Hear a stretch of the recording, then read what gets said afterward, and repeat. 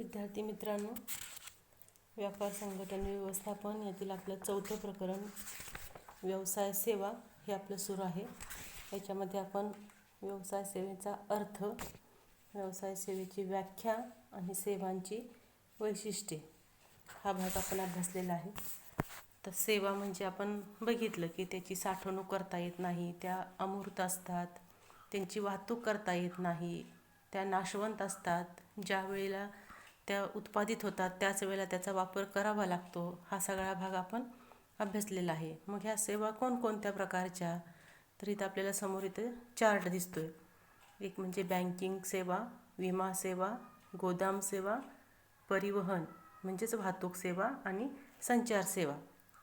तर मी तुम्हाला पाठीमागे सांगितलं यातली संचार सेवा हा पार्ट आपला कट झाला आहे आणि परिवहन म्हणजे ट्रान्सपोर्ट किंवा वाहतूक हा भाग पण आपला त्या ठिकाणी अभ्यासातून ड्रॉप झालेला आहे. मग आता आपल्याला 3 बँकिंग, विमा आणि गोदाम ह्या 3च सेवा फक्त आपल्याला अभ्यासायच्या आहेत. तर त्यातली आपण पहिली सेवा पाहणार आहोत की बँकिंग. आता बँका आपल्या सर्वांना परिचित आहे. सर्वांना बँक म्हणजे काय माहीत आहे.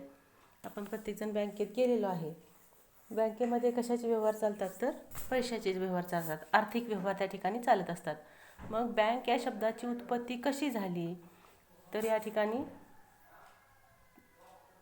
ऑब्जेक्टिव्हसाठी हा महत्त्वाचा आहे बघा. बँक हा शब्द बँको या फ्रेंच शब्दापासून आला आहे आणि त्याचा अर्थ खंडपीठ आहे. म्हणजे बँक हा इंग्लिश शब्द आहे, त्याला मराठीमध्ये अधिकोष असा शब्द वापरला जातो. मग बँक हा शब्द बँको या फ्रेंच शब्दापासून निर्माण झालेला आहे आणि या शब्दाचा अर्थ खंडपीठ असा आहे. मग यातील बँको हा जो शब्द आहे ना, हा आपल्याला ऑब्जेक्टिव्हसाठी महत्त्वाचा आहे. आता पूर्वीच्या काळात काय केलं जायचं की सावकार होते ते कर्ज देण्यासाठी किंवा पैशाची देवाणघेवाण करण्यासाठी वेगवेगळ्या चलनांची नाणी त्याचा मोठा ढीग करायचे आणि तो ढीग त्या बेंचवर किंवा टेबलवरती मांडायचे आणि त्या ठिकाणी पैशाची देवघेवीचे व्यवहार हे त्या ठिकाणी चालत होते. म्हणजे अशा सेपरेट बिल्डिंग बँकांच्या नव्हत्या. तर त्या काळात, पूर्वीच्या काळात काय करायचे, सावकार म्हणजे आपल्याला माहीत आहे की ज्यांच्याकडे जास्त पैसा असतो ते जनतेला काय करतात, तर कर्जानं देत असतात. मग ते कर्ज देण्याच्या किंवा देवाणघेवाण करण्याच्या उद्देशानं म्हणजेच पैशाची देवघेव करायचे, त्यासाठी ते काय करायचे, वेगवेगळ्या चलनांची नाणी किंवा त्या नाण्यांचा ढीग हा कुठं मांडायचे, बेंचवर किंवा टेबलवर मांडायचे आणि तिथं त्या पैशांची देवघेव करत होते. असं पूर्वीच्या काळामध्ये बँकांचा व्यवहार त्या ठिकाणी चालत असे. आता बँकेचा अर्थ काय दिला आहे बघा. बँक ही एक आर्थिक संस्था आहे, पैशाची संस्था आहे, वित्तीय संस्था आहे, जी ठेवी आणि इतर संबंधित सेवांचा व्यवहार करते. म्हणजे बँका काय करतात, जनतेकडून ठेवी गोळा करतात. सर्वसामान्य जनता असेल त्यांच्याकडं जो शिल्लक राहिलेला बचत केलेला पैसा आहे तो पैसा बँका घेतात, म्हणजेच त्याला बँकेनं ठेव स्वीकारले असं म्हणतात. आणि इतर संबंधित सेवांचा व्यवहार करते, म्हणजे त्या जो समाजातला गरजू घटक आहे की ज्यांना पैशाची गरज आहे अशा व्यक्तींना कर्ज द्यायचे काम हे त्या बँका करत असतात. मग ह्या प्राथमिक कार्याबरोबर ते दुय्यम सेवा पण त्या ठिकाणी देत असतात.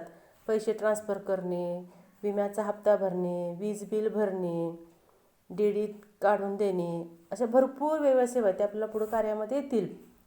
तर ह्या सेवा द्यायचं कामसुद्धा बँका या ठिकाणी करत असलेल्या दिसून येतो. बँका पैशाशी किंवा ग्राहकांच्या आर्थिक आवश्यकतांशी संबंधित सेवा प्रदान करत असतात. त्या ग्राहकांना त्या सेवा, पैशासंबंधीच्या सेवा आहेत त्या देत असतात. मग बँकिंग, भारतीय बँकिंग नियमन कायदा 1949 नुसार, म्हणजे बँकांना कोणता कायदा लागू आहे, तर भारतीय बँकिंग नियमन कायदा 1949 यानुसार बँकांचा व्यवहार चालत असतो. तर त्या कायद्यानुसार बँकांची व्याख्या काय दिली, तर बँकिंग कंपनी म्हणजे कोणतीही कंपनी जी भारतातील बँकिंग व्यवसायाचा व्यवहार करते.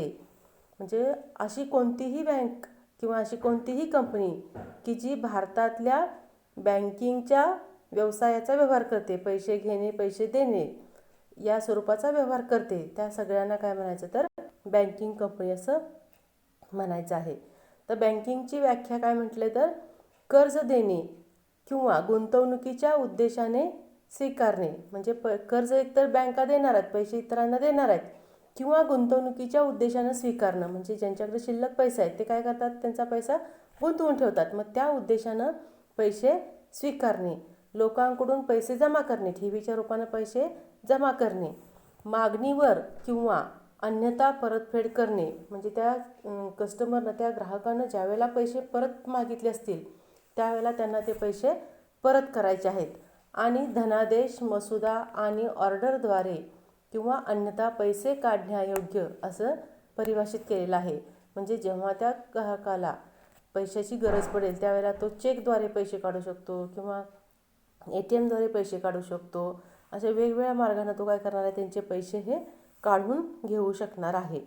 मग आता बँका ह्या वेगवेगळ्या प्रकारच्या, त्याच्यामध्ये आता खाली आलं आहे बघा बँकांचे प्रकार, त्याच्यामध्ये एकूण 9 प्रकार आपल्याला दिलेले आहेत. त्या 9 प्रकारामध्ये बघा, मध्यवर्ती बँक, व्यावसायिक बँक, सहकारी बँक, विकास बँक, विनिमय बँक, प्रादेशिक ग्रामीण बँक, बचत बँक, गुंतवणूक बँक आणि विशेष बँक, अशा 9 प्रकारच्या बँकांचा अभ्यास आपल्याला या ठिकाणी थोडक्यात त्या ठिकाणी करायचा आहे. मग त्यातली एक एक बँक आपण अभ्यासाला घेऊया. तर त्याच्यात पहिली बँक आहे ती म्हणजे मध्यवर्ती बँक.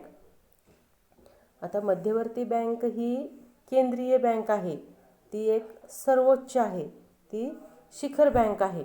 बघा, मध्यवर्ती बँक ही काय आहे तर केंद्रीय बँक आहे, ती सगळ्या बँकांची बँक आहे. सगळ्या बँकात सर्वोच्च कोणती बँक असेल तर ती मध्यवर्ती बँक. म्हणजेच भारतामध्ये आपल्या काम करणारी कोणती तर भारतीय रिझर्व्ह बँक ऑफ इंडिया, म्हणजे आपण RBI या नावानं तिला ओळखत असतो. मग आता प्रत्येक देशाची काय असते तर स्वतःची एक मध्यवर्ती बँक असते. जशी की भारताची मध्यवर्ती बँक कोणती आहे तर भारतीय रिझर्व्ह बँक ऑफ इंडिया, म्हणजेच काय सांगितलं मी, RBI ही भारताची आपल्या मध्यवर्ती बँक आहे, केंद्रीय बँक आहे किंवा ती शिखर बँक आहे. मग आता ह्या बँकेची स्थापना कशी केव्हा झाली तर भारतीय रिझर्व्ह बँक अधिनियम 1944 अंतर्गत, म्हणजे कोणता कायदा, भारतीय रिझर्व्ह बँक अधिनियम, कधीचा कायदा आहे तो 1944, त्याच्या अंतर्गत रिझर्व्ह बँकेची स्थापना किती साली झाली तर 1945 साली रिझर्व्ह बँकेची स्थापना झाली. मग ही रिझर्व्ह बँक ऑफ इंडिया आहे ती काय कामं करते तर देशासाठी आर्थिक धोरण ठरवते. पैशाचं धोरण जे काय ठरवायचं आहे ते सगळं काम कुणाला करावं लागतं तर ह्या रिझर्व्ह बँक ऑफ इंडियाला करावं लागत असतं. त्यानंतर चलनी नोटा छापायचं, भारतामध्ये जे चलन चालतं, रुपया हे चलन भारतामध्ये चालतं, तर ह्या चलनी नोटा छापायचं काम आहे, ह्या सगळ्या नोटा छापायचं काम आहे ते रिझर्व्ह बँक ऑफ इंडियाला करावं लागतं. त्यानंतर ती सरकारची बँक आहे आणि सरकारसाठी बँकर म्हणून काम करत असते. ती काही खाजगी प्रायव्हेट बँक नाही, ती बँक कोणाची आहे तर सरकारची बँक आहे. म्हणून काय म्हणले, सरकारची किंवा सरकारसाठी बँकर म्हणून काम करते. आणि लास्ट सांगितलं की भारतातील व्यावसायिक आणि इतर बँकांची शिखर बँक म्हणून काम करते. आता शिखर म्हणजे सर्वोच्च, अतिशय उच्च टोकाला. आपल्याला मंदिर माहीत आहे, मंदिराचा कळस म्हणजे आपण त्याला शिखर म्हणतो, कुठं असतो, सर्वोच्च, सगळ्यात उंच भाग. तसं भारतातल्या ज्या काही व्यावसायिक बँका आहेत किंवा इतर बँका आहेत ह्या सगळ्यांची सर्वोच्च, सगळ्यात वरची बँक म्हणजेच शिखर बँक, म्हणजेच कोणती ती तर रिझर्व्ह बँक ऑफ इंडिया, म्हणजेच आपल्या देशाची मध्यवर्ती बँक किंवा केंद्रीय बँक, अशी मध्यवर्ती बँकेची इन्फॉर्मेशन आहे. तर याच्यात जे अंडरलाईन केलेली शब्द आहेत ना, केंद्रीय बँक, सर्वोच्च वित्तीय संस्था, शिखर बँक किंवा चलनी नोटा छापायचं काम करते, ती सरकारची बँकर म्हणून काम करते, या प्रकारचे जे किंवा ही रिझर्व्ह बँकेची स्थापना, हे प्रश्न ऑब्जेक्टिव्हसाठी विचारले जाऊ शकतात. ही झाली आपली पहिली मध्यवर्ती बँक. तर दुसरी बँक आहे कुठली तर व्यावसायिक बँक. तर ह्याच्यात काय सांगितलं आहे बघा,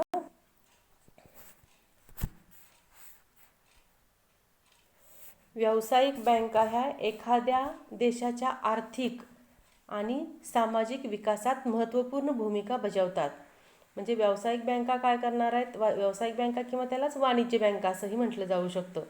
तर देशाचा आर्थिक विकास करायचा आहे, पैशाचा, आर्थिक म्हणजेच पैशाच्या दृष्टीनं, देशाचा पैशाच्या दृष्टीनं आर्थिक विकास करायचा आहे किंवा समाजाचा विकास करायचा आहे, तर त्या कामामध्ये व्यावसायिक बँका ह्या अत्यंत महत्त्वाचं कामगिरी बजावत असतात, महत्त्वाची कामगिरी त्यांची असलेली दिसून येते. मग ह्या व्यावसायिक बँका महत्त्वाची कामे करतात. मग कोणती कामे? की प्राथमिक कार्यामध्ये म्हटलं तर ठेवी स्वीकारणं आणि कर्ज देणं. सगळ्याच बँकांचं मेन काम काय तर ठेवी स्वीकारायचं आणि कर्ज द्यायचं. त्याचबरोबर त्या दुय्यम कार्य म्हणजे त्याच्यामध्ये प्रतिनिधी कार्य आणि उपयोगिता कार्य अशी 2 प्रकारची कार्य हे त्या बँका त्या ठिकाणी करत असतात. मग अशी मी पुन्हा सांगितलं, मला आता रिपीट करते की अजूनही आपल्याला जी कार्य आहेत, मग प्रातिनिधिक कार्य म्हणजे काय, उपयोगिता कार्य म्हणजे काय, हा भाग आपल्याला डिटेल या टॉपिकमध्ये पुढं आहे. त्या ठिकाणी ते तुम्हाला व्यवस्थित ते एक्सप्लेन केलं जाईल. मग आता भारतात ज्या व्यावसायिक बँका आहेत किंवा वाणिज्य बँका आहेत ह्या 3 गटामध्ये विभागलेल्या आहेत. सार्वजनिक क्षेत्र, खाजगी क्षेत्र आणि परदेशी बँका. बघा, सार्वजनिक क्षेत्रातल्या बँका, खाजगी क्षेत्रातल्या बँका आणि परदेशी बँका. मग आता सार्वजनिक क्षेत्रातल्या ज्या बँका आहेत तिथं काय असतं तर जास्तीत जास्त भांडवल हे सरकारच्या ताब्यात असतं. जास्तीत जास्त भांडवलाचा भाग कोणाच्या ताब्यात असतो त्याच्या बँकांचा तर सरकारच्या. म्हणून ह्याला काय म्हणतात तर सार्वजनिक क्षेत्रातल्या बँका किंवा सार्वजनिक बँका. मग उदाहरणादाखल इथे दिले आपल्याला बँक ऑफ इंडिया असेल किंवा स्टेट बँक असेल, ह्या कोणत्या आहेत तर सार्वजनिक क्षेत्रातल्या बँका आहेत की ज्या बँकांचं जास्तीत जास्त भांडवल हे सरकारच्या ताब्यात असतं. त्यानंतर दुसरा गट म्हणजे खाजगी क्षेत्रातील बँक. मग खाजगी क्षेत्रातल्या बँका यांच्या मालकी कोणाकडे असते तर काही व्यक्तींचा गट असतो आणि त्या गटाचा मालकीच्या ह्या बँका असतात. सरकारची मालकी नाही बघा, काही व्यक्तींच्या गटांची मालकी. कारण व्यक्तींचा गट का म्हणलाय तर एक मालक नाही, अशा ठराविक व्यक्तींचा गट असतो किंवा ग्रुप असतो आणि त्या ग्रुपच्या ताब्यात किंवा त्या ग्रुपचा मालकी हक्क हा त्या खाजगी बँकावरती असलेला दिसून येतो. मग अशा बँका कोणत्या तर फॉर एक्झाम्पल इथे दिले आपल्याला ॲक्सिस बँक आहे किंवा HDFC बँक आहे. या बँका ह्या खाजगी क्षेत्रातील बँकामध्ये येत असतात.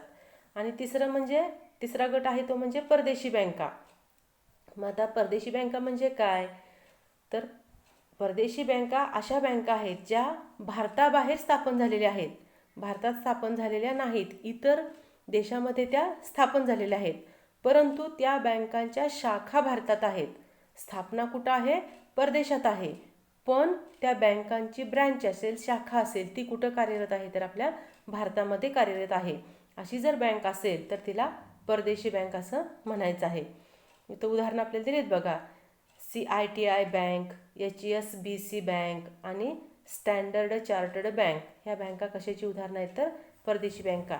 यांची स्थापना कुठं? परदेशात झालेली असते आणि त्यांच्या शाखा कुठं असणार आहेत तर आपल्या भारतामध्ये कार्यरत असणार आहेत. त्यानंतर नेक्स्ट बँक आहे ती म्हणजे आपली सहकारी बँक. आता सहकारी बँक म्हणजे कोऑपरेटिव्ह बँक. आपल्याला सगळ्यांना माहीत आहे, आपण बँकांची नावं बघतो तेव्हा ज्या ज्या बँकेच्या नावामध्ये कोऑपरेटिव्ह हा शब्द आहे त्या सगळ्या बँका सहकारी बँका आहेत. तर आता भारतात सहकारी बँका भारतीय सहकारी संस्था अधिनियमांतर्गत नोंदणीकृत आहेत. म्हणजे भारतातल्या ज्या काही सहकारी बँका आहेत ह्यांची नोंदणी आहे ही भारतीय सहकारी संस्था कायदा यांच्यानुसार झालेली असते आणि बँकिंग नियमन कायद्याअंतर्गत नियमित आहेत. म्हणजे सहकारी बँका असतील तर त्यांना 2 कायदे लागू आहेत बघा, भारतीय सहकारी संस्था कायदा आणि बँकिंग नियमन कायदा. ह्या दोन्हींच्या अंतर्गत ह्या सहकारी बँका कार्यरत असलेल्या दिसून येतात. मग सहकारी बँका ह्या निमशहरी आणि ग्रामीण भागात जास्त चालतात. निमशहरी भागात तसंच ग्रामीण भागात ह्या जास्त चालतात, जास्त त्या लोकप्रिय आहेत.